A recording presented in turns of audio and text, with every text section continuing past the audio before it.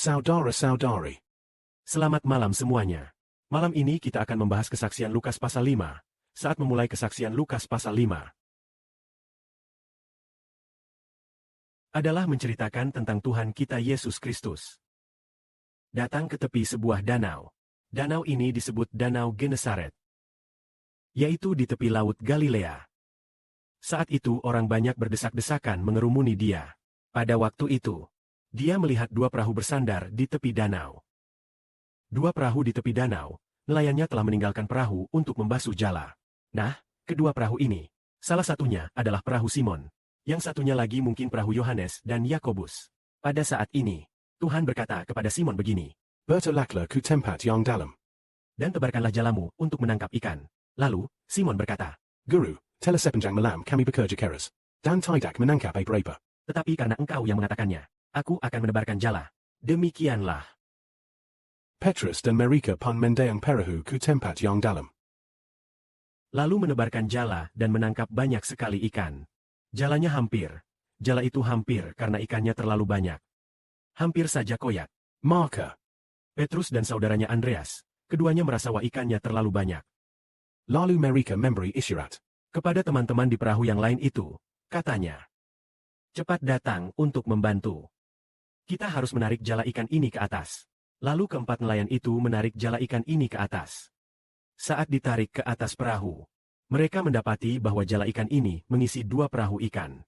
Kedua perahu itu pun hampir tenggelam, karena ikan yang ditangkap jala ini terlalu banyak.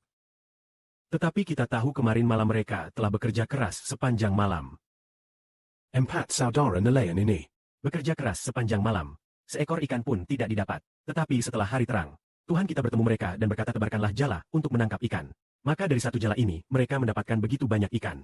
Dan perahu itu segera hampir tenggelam. Mereka melihat pemandangan ini. Petrus pun berlutut di depan Tuhan kita dan berkata, Tuhan, pergilah daripadaku, karena aku ini seorang berdosa. Saudara-saudara yang bersama Petrus melihat ikan yang ditangkap itu dan sangat takjub. Teman-teman Petrus, yaitu anak-anak Zebedus, Yakobus dan Yohanes. Kedua orang ini juga merasa wah, begitu banyak ikan, dari kecil sampai besar belum pernah melihat ikan sebanyak ini. Mereka berempat adalah nelayan sejak kecil. Sekarang mungkin mereka berusia sekitar 28 atau 9 tahun. Atau mendekati 30 tahun. Usianya hampir sama dengan Tuhan kita. Lalu, dia berkata kepada Simon, Jangan takut. mulai sekarang, aku akan menjadikanmu penjala manusia. Lalu mereka menepikan perahu-perahu itu ke darat. Setelah mendarat, mereka meninggalkan segala sesuatu dan mendekat Tuhan kita. Jadi hari ini kita membahas apa yang dilihat keempat nelayan ini. Sehingga mereka rela meninggalkan segalanya untuk mengikut Tuhan kita. Dia melihat saat dikatakan bertolaklah ke tempat yang dalam. Tebarkan jala menangkap ikan. Nah dari kecil sampai besar belum pernah melihat satu jala ikan. Ditebar lalu mendapatkan ikan sebanyak 2 perahu. Belum pernah melihat yang seperti ini. Dari kecil sampai besar menjadi nelayan bertahun-tahun. Mungkin mereka mulai menjadi nelayan sejak kecil. Sekarang mungkin mereka berusia sekitar 27 atau 8 tahun. Belum pernah melihat ikan sebanyak itu. Maka keempat nelayan ini memutuskan meninggalkan segalanya mendekat Tuhan. Lalu mereka menepikan perahu ke darat. Semuanya, keempat nelayan itu meninggalkan segalanya mengikut Tuhan kita. Jadi saat kita melihat kejadian ini, apakah kita juga harus meneladaninya? Keempat nelayan ini melihat pribadi yang membuat mereka mendapatkan begitu banyak ikan. Yaitu Tuhan yang sangat kita kasihi. Apakah kita mau meninggalkan segalanya untuk mendekat? Mengikut Tuhan yang sangat kita kasihi. Jadi kita katakan Tuhan kita berfirman tebarkan jala dan dapatkan begitu banyak ikan. Ketika saudara Shibo berkata, Bapa memberi kita kasih karunia pujian. Bapa berkata, Kalian harus memujiku. Aku telah memberikan kasih karunia pujian kepada kalian. Maka sejak tanggal 16 September tahun lalu, mulai menciptakan lagu. Sekarang mungkin ada 100.000 lagu. Dalam waktu sesingkat ini mendapatkan begitu banyak lagu. Dan jumlah orangnya begitu sedikit.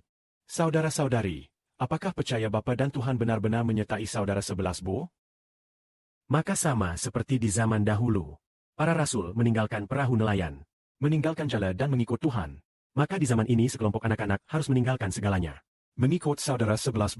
Baiklah, mari kita pergi dan semua ikan di bumi. Membawa mereka kembali ke rumah Bapa. Yaitu menjadi penjala manusia. Maka di bumi ada beribu-ribu orang yang ditakdirkan mendapat hidup kekal. Harus kembali ke rumah Bapa di zaman ini. Kemuliaan bagi Bapa. Marker Amin.